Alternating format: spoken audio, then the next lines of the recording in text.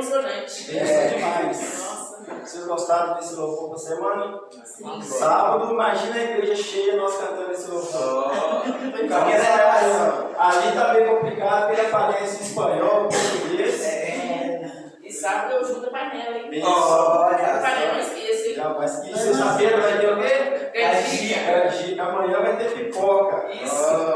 Ô, Marcinho, eu tenho saudade agora do trabalho. Eu não deu, irmão? Verdade. A gente vê que quando os jovens se unem, né? Quando toda a igreja se une, na verdade, a gente sente o poder de Deus, né? A gente sente a presença de Deus e a gente vê quão grande é a gente estar na presença do Senhor. Então eu agradeço muito a Deus por essa semana estar acontecendo. Se eu não me engano, é a primeira semana jovem que a gente faz na nossa igreja. Né? Gabriel é diretor, ele saiu, eu fiquei como vice-diretor. E eu agradeço a todos que estão nos ajudando aí, o Béric, a Simone, o Vanderly, o Geraldo, todo mundo com as suas orações, com tudo que está acontecendo, que o nome do Senhor possa ser louvado. Amém. Irmãos, eu peço perdão porque eu sou muito chorão. Quem me conhece sabe que eu sou. Mas quando eu falo com meus filhos, eu me emociono. Porque são heranças do Senhor para mim. Amém. E quem conhece a minha história sabe que eu estou passando por um deserto muito forte, mas eu estou em paz, que a palavra de Deus fala que se o seu coração não te acusar, você tem paz diante de Deus. E eu confio nessa palavra, acredito que Deus está do meu lado. E como eu disse, eu fui, pela justiça até então proibido de ter contato com minhas filhas. Não é a vontade delas, infelizmente o inimigo está agindo através da mão deles. E isso está me prejudicando muito, porque todo mundo sabe o amor, o carinho que eu tenho pelos meus filhos. E era o desejo delas estarem aqui nessa semana jovem, mas até isso, a mãe delas não quer deixar elas ir.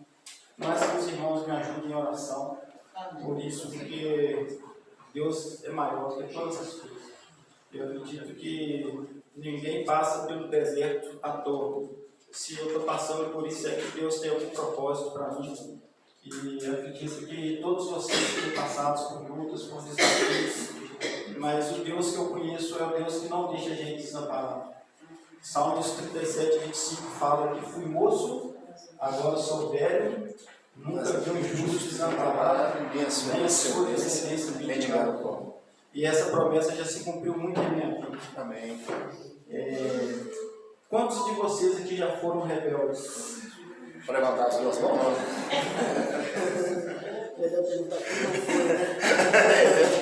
Quem não foi, na verdade, acho que essa seria a pergunta certa. Em quais circunstâncias da vida de vocês, ou vocês encontraram uma igreja, vocês procuraram uma igreja? Geralmente a gente procura a igreja quando as coisas estão bom ou está ruim do nosso lado. Quando as coisas estão ruins. E muitas pessoas encontram ela quando está ruim, encontram uma igreja. Aí quando as coisas voltam a ficar boas, o que a maioria das pessoas fazem? Agora eu estou bem, agora eu estou tranquilo. Aí afasta da igreja. E afastando da igreja, afastando de Deus, muitas vezes a gente pensa que é a melhor saída, é a melhor solução para os nossos problemas. Mas Deus, ele é tão bom que Ele nos dá a liberdade para a gente escolher aquilo que é bom para a gente. Ele não é um Deus que não nos obriga a fazer nada. Ele simplesmente aponta os caminhos. A palavra diz que eis que põe diante de vós a bênção e a maldição. E ali Ele dá as consequências tanto da bênção quanto da maldição.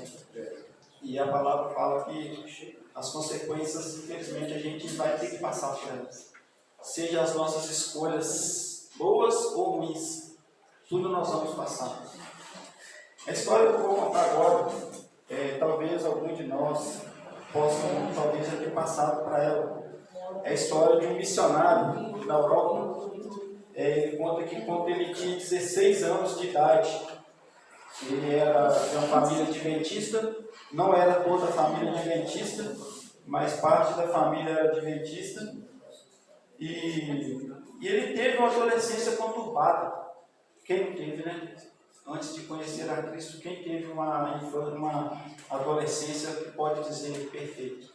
Longe de Deus não há perfeição. E esse jovem, né, aos 16 anos de idade, ele teve desejo de explorar algumas coisas novas na vida dele. Talvez conhecer coisas que os pais deles privavam ele de conhecer. Os pais deles privavam ele de fazer coisas que ele talvez gostava de fazer, mas por estar ali na presença dos pais, os pais não apoiavam. E um belo dia, esse jovem, ele foi dormir na casa de um amigo, acompanhado de outro amigo. E, infelizmente, naquela noite que ele foi dormir ali, ele teve primeiro contato com o álcool. Vocês imaginam? Primeiro contato dele com o álcool. A história conta que o pai dele era tipo um colecionador de vinhos, ganhava do patrão dele. O pai do amigo dele, né, que não era cristão, ganhou algumas bebidas destiladas ali, vinhos. Então ali, na companhia dos seus dois amigos, eles começaram a embriagar-se. E ali a gente já imagina o que aconteceu. Eles saíram de casa, aprontaram poucos e boas para a rua fora, e quando ele mesmo se deparou onde eles estavam, na delegacia. E assim ele conta a história que ele recebeu uns esculachos ali do delegado, né? Que o delegado passa o sermão para eles, e às vezes tem polícia que às vezes até maltrata. E às 5 horas da manhã ele teve que ligar para os seus pais em casa. A gente pensa assim, isso não é nada, né? É só uma bebida, os pais dele é tranquilo. Mas para quem é cristão, uma família que é cristã, quando você é chamado numa delegacia, isso é um testemunho muito mau. E ali ele teve que pegar o telefone e ligar para sua mãe, para o seu pai, não conta a história quem atendeu o telefone. E ali foram 3 pessoas buscar ele na delegacia, seu pai, sua mãe e seu irmão mais velho, que para ele era um exemplo de quase tudo ele conta. E ali ele fala que ele não sabia qual que seria a reação dos pais dele quando chegasse ali na delegacia. E talvez, né, conta a história que na hora que ele viu os pais dele, o pai dele não falou nada, a mãe dele, aqui fala que naquela época, nossa, né, uma palavra bastava e a gente já entendia o recado dos nossos pais, dos nossos avós. E pelo olhar, ele entendeu a frustração que a mãe dele passou. Estava sentindo a vergonha de estar indo ali na delegacia buscar o filho dela por causa do homem. E ele conta que ele simplesmente fechou os olhos e esperou tomar um tapa de alguém. Mas graças a Deus isso não aconteceu. Então, irmãos, diante disso, qual que é a nossa percepção de Deus na nossa vida? Qual era a ideia que vocês tinham de Deus quando vocês não conheciam Deus, quando vocês simplesmente ouviam falar de Deus? Né? Eu fui crescido no meio católico, graças a Deus, eu sempre busquei coisas da igreja, sempre busquei estar ligado em coisas da igreja, mas talvez era um conhecimento muito superficial, era formalismo. Dia de domingo você tem que ir para a igreja, tem isso, tem aquilo. Minha mãe ficava brigando, vocês têm que ir para a igreja, e na hora de chegar aqui você tem que falar tudo que o padre falou. Isso é a concepção de Deus que a gente tinha. A gente ouvia falar de Deus, mas eu nunca ouvi falar da volta de Jesus. Quando a gente fazia primeira comunhão, fiz primeira comunhão, a gente tinha que decorar muitas coisas que não tinha contato com a Bíblia, era o livro. A gente tinha que decorar 10 mandamentos. E a gente aprendeu de forma errada. E até então, antes da gente ter esse contato com Deus, a gente era meio que perdidos, na verdade, neste mundo. Porque a gente vivia de qualquer forma. Quando chegava o tempo de confissão, a gente ia lá, confessava, mas aqueles pecados que a gente sentia vergonha, a gente não tinha coragem de falar. Eu acredito que todos vocês já passaram por isso. Escondia, né? Não vou falar isso com o padre, não, porque isso é vergonhoso. Mas, quem está vendo? Deus. Qual que é, então, irmãos, o propósito de Deus para o povo de Israel? Abrimos a nossa Bíblia em Êxodo 25:8.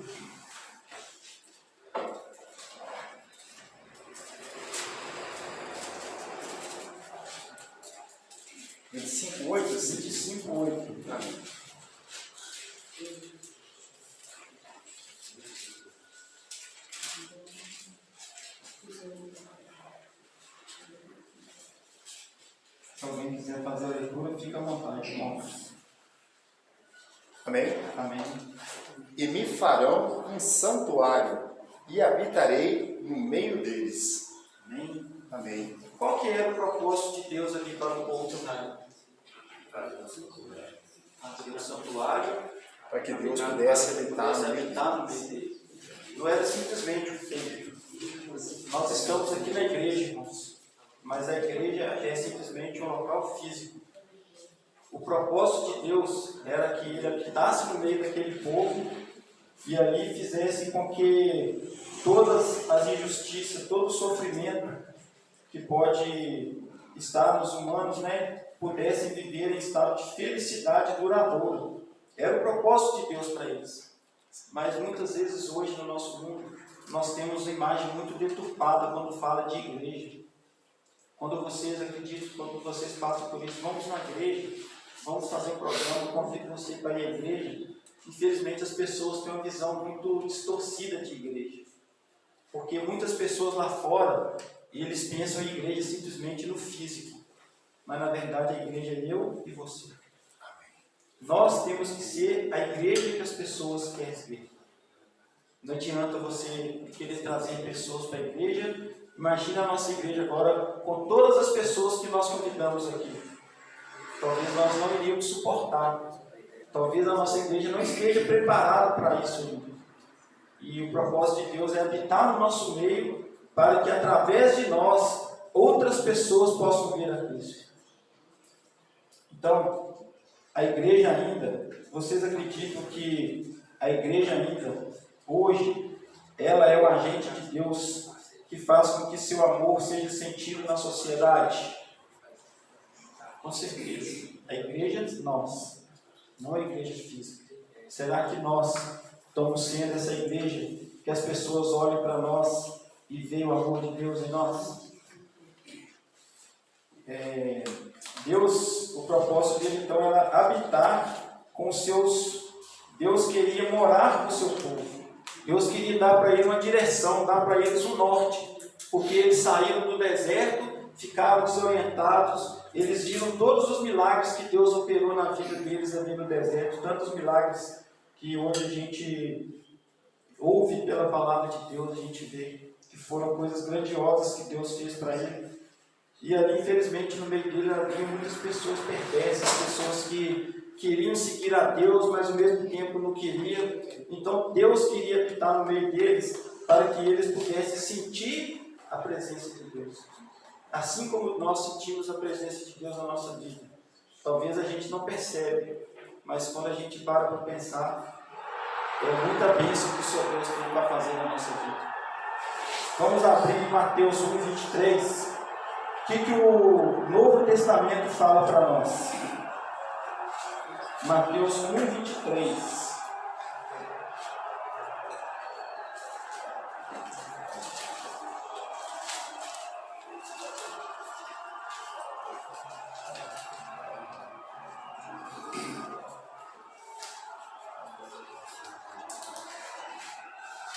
Alguém gostaria de fazer a leitura?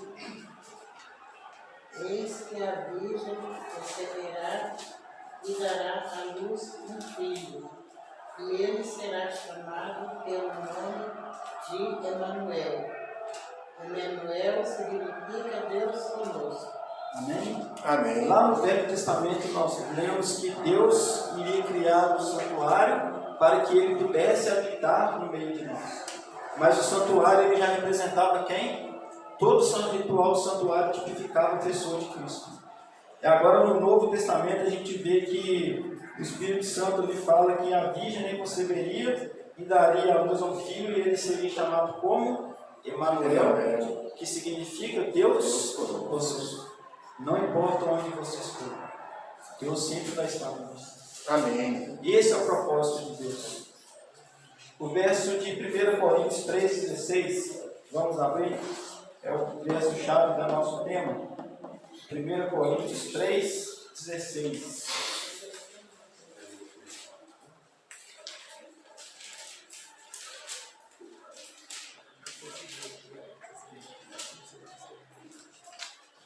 Coríntios, capítulo 3, versículo 16.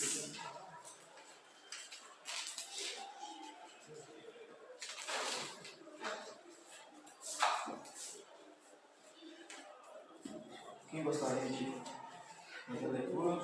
Vocês não sabem que são santuário de Deus e que o Espírito de Deus habita em vocês? Amém. Amém. Amém.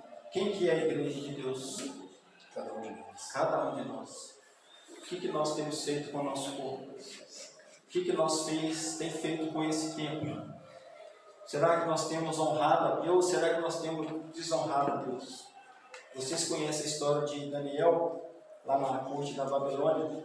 Como ele foi um jovem, né, fiel aos princípios de Deus, ele e seus amigos. E ali ele resolveu não se contaminar com nada que era praticado em Babilônia que desagrasse a Deus, até mesmo pelo alimento, coisas que às vezes a gente pensa que é coisa inútil. Ah, vou comer isso aqui, Deus não tem problema. Mas talvez aquilo que a gente vai comer pode fazer mal a gente. Talvez nós tenhamos usado mal o nosso corpo, o nosso tempo. Talvez causa essa é porque as pessoas não vêm na nossa igreja. Eu não estou vendo Cristo em você. Vocês me convidam para a igreja, mas eu não estou vendo a igreja em vocês. Uma experiência que o meu Vanderlei teve ali, né, mano? Na quarta-feira passada, nós contamos aqui um pouquinho.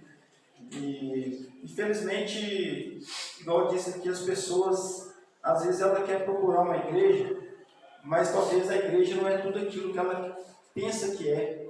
Infelizmente, a gente vive no mundo de muitas igrejas. E como saber que aquela igreja é verdadeira? Infelizmente, as pessoas entram na igreja, talvez umas querendo cura, uma querendo prosperidade. E às vezes as pessoas, ao invés de ser abraçadas na igreja, essas pessoas elas são maltratadas na igreja. Elas são tidas como um bandido, como um mendigo. Às vezes, se entrar um mendigo ali na porta, qual que seria a nossa reação? E a palavra de Deus diz que nós devemos ir a Deus como nós estamos. E nós estávamos ali conversando, eu e o Vanderlei, quase indo embora, né, irmão? Sim. Quase indo embora. E chegou um rapaz, estava passando aqui no passeio, o Vanderlei com de terno e a Bíblia na mão. E o rapaz perguntou ele, você é irmão? Você é irmão? Começou a conversar com o Vanderlei, sim, eu conheci ele porque ele morava no meu bairro lá, não tinha muito contato com ele. E ali ele começou a afrontar o Vanderlei de tal forma que a gente percebeu o inimigo agindo na vida dele. Sim, tinha momentos que ele espumava pela boca e a gente percebeu que era a presença do inimigo. E ali ele tinha tanta mágoa no coração dele com o templo, igreja física, né, Vanderlei? Eu penso, pelo que eu conheci nele, a revolta dele é com a igreja física.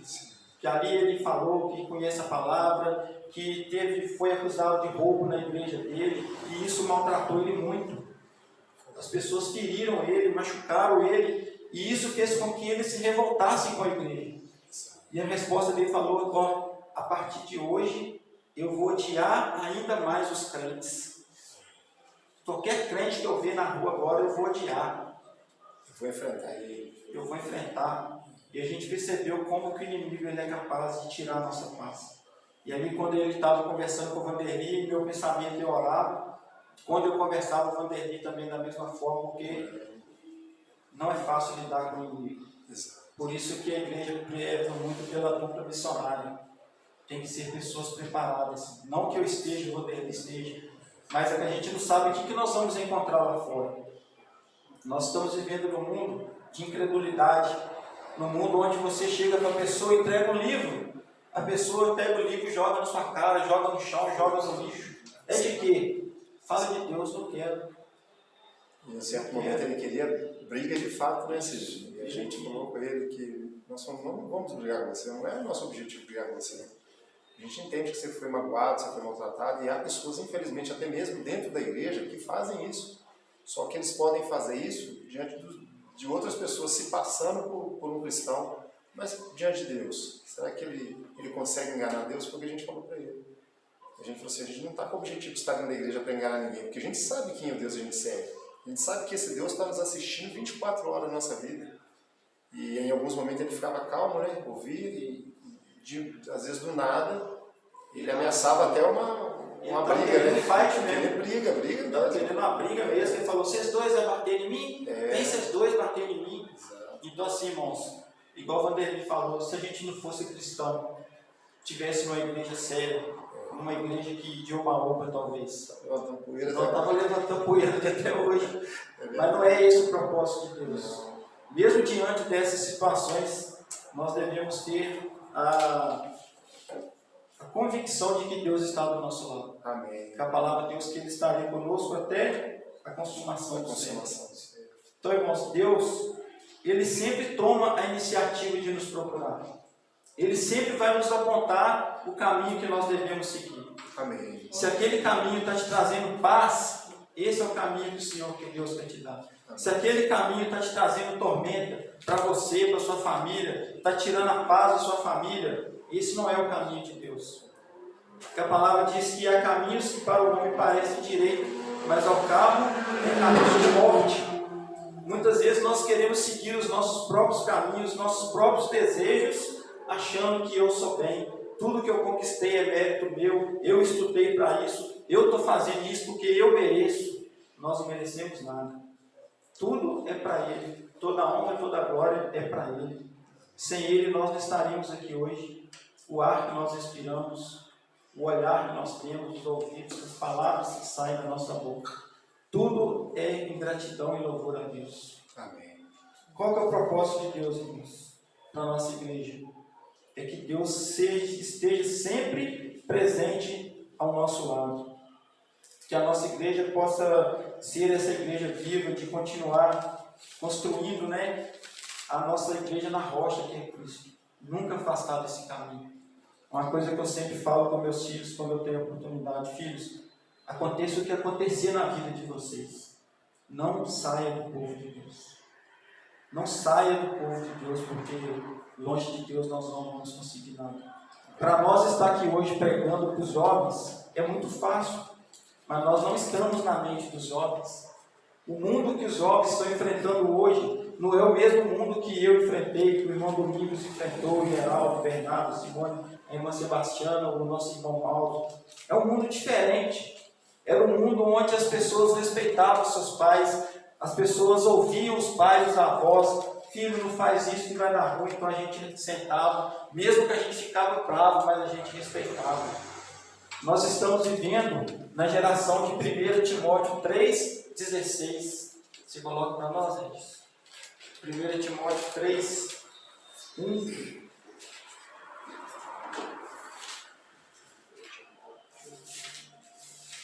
Nós estamos vivendo nessa geração, irmãos.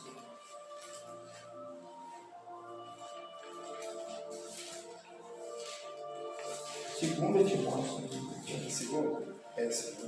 Timóteo 3. Vocês têm dúvida que nós estamos vivendo nesse período? 2 Timóteo está vendo. 2 Timóteo 3:1. 3:1. Aí você vai passando à medida que nós somos lendo. Olha, sabe, porém, isto que nos últimos dias sobrevirão o quê? Tempos difíceis. Segundo verso, Regis. Pois os homens serão egoístas, avarentos, jactanciosos, arrogantes, blasfemadores, desobedientes aos pais, ingratos, irreverentes, desafeiçoados, implacáveis, caluniadores, sem domínio de si, cruéis, inimigos do bem, traidores, atrevidos, enfatuados, mais amigos dos prazeres do que amigos de Deus. Vocês têm dúvida que nós estamos vivendo nesse tempo? Eu não tenho dúvida que nós estamos vivendo nesse tempo. E a serva do Senhor, a Ellen White, ela tem uma frase que ela diz que a igreja, ela é um instrumento apontado por Deus para a salvação dos homens. Ela foi organizada para servir e a sua missão é levar ao Evangelho ao mundo. Vocês lembram da pandemia? O que aconteceu com a igreja de Ouro Preto na pandemia? No início daquele ano, lá em Saramenha, 2019, nós começamos o ano com mensagens poderosas.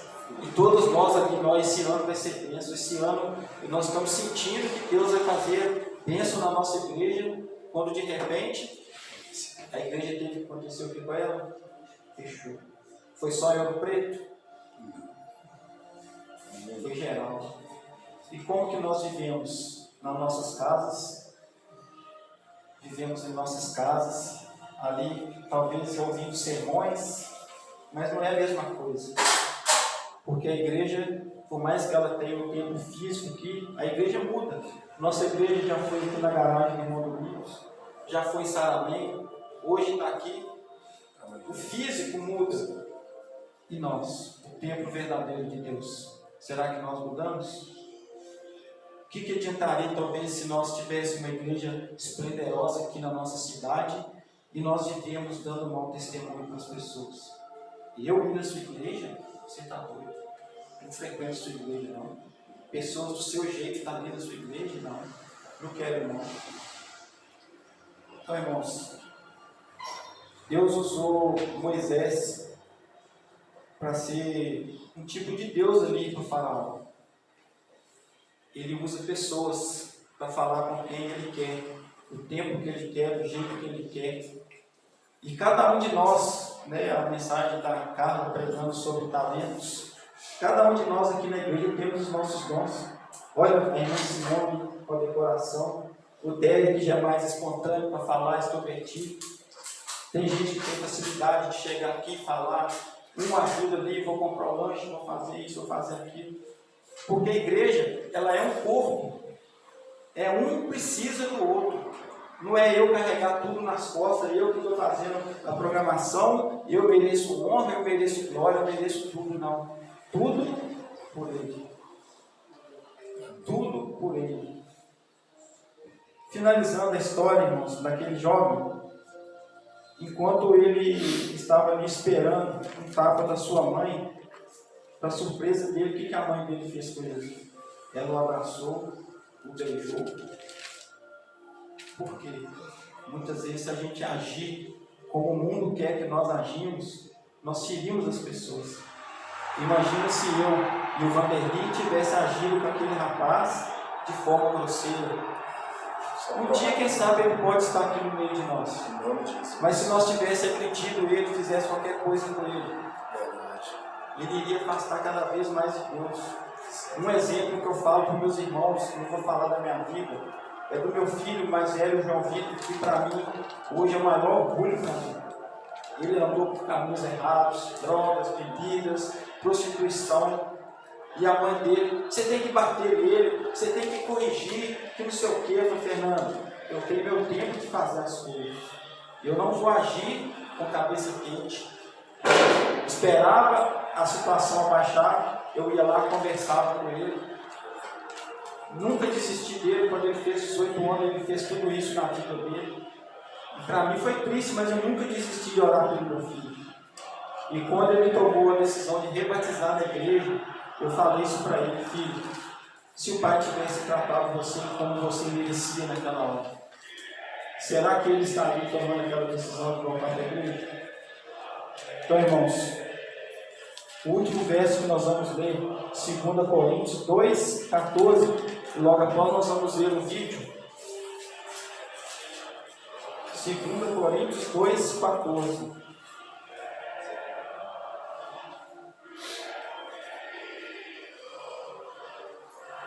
Graças, porém, a Deus, que em Cristo sempre nos conduz em triunfo e por meio de nós manifesta em todo lugar a fragrância do seu conhecimento.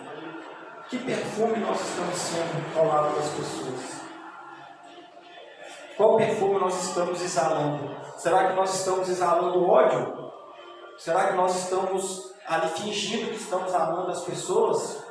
Ou será que nós estamos tratando as pessoas como elas precisam ali naquele momento, abraçando, dando uma palavra de amor? Que Deus abençoe cada um de vocês. Amém. Que nós possamos perseverar porque a palavra de Deus fala que nós temos uma coroa que está nos aguardando. Amém. E essa coroa é para todos nós. Vamos ver o vídeo? Um vídeo que não estava no meu plano, mas ele falou muito comigo hoje. A igreja adventista não é de açúcar, só para ficar agradando o gosto viciado do mundo.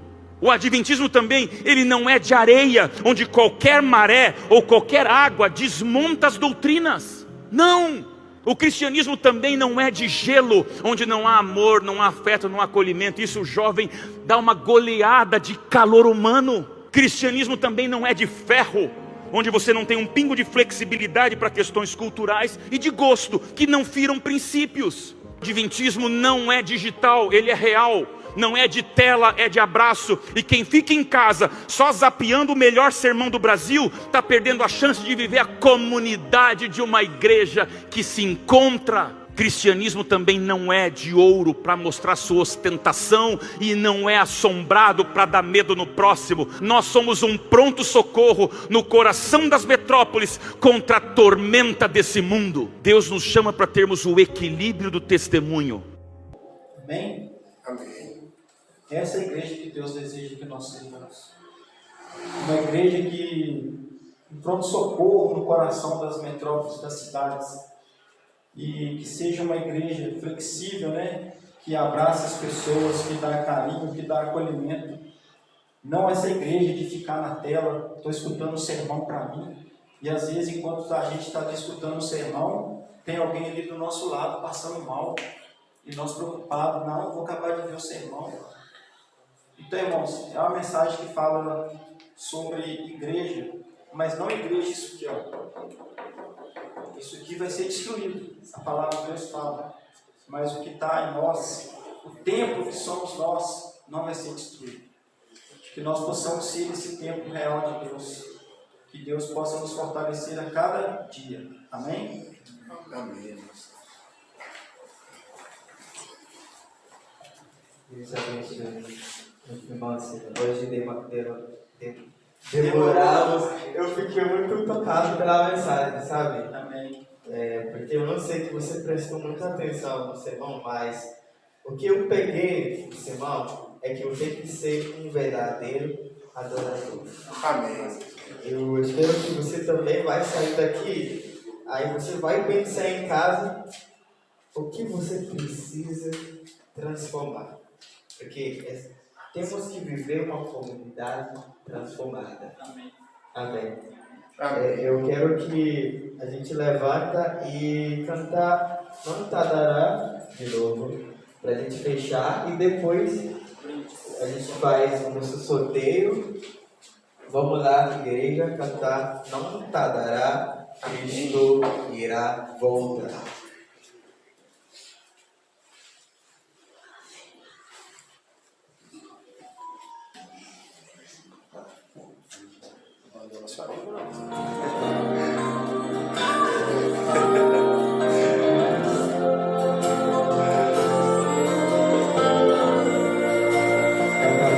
Vamos lá, todo mundo. Não dará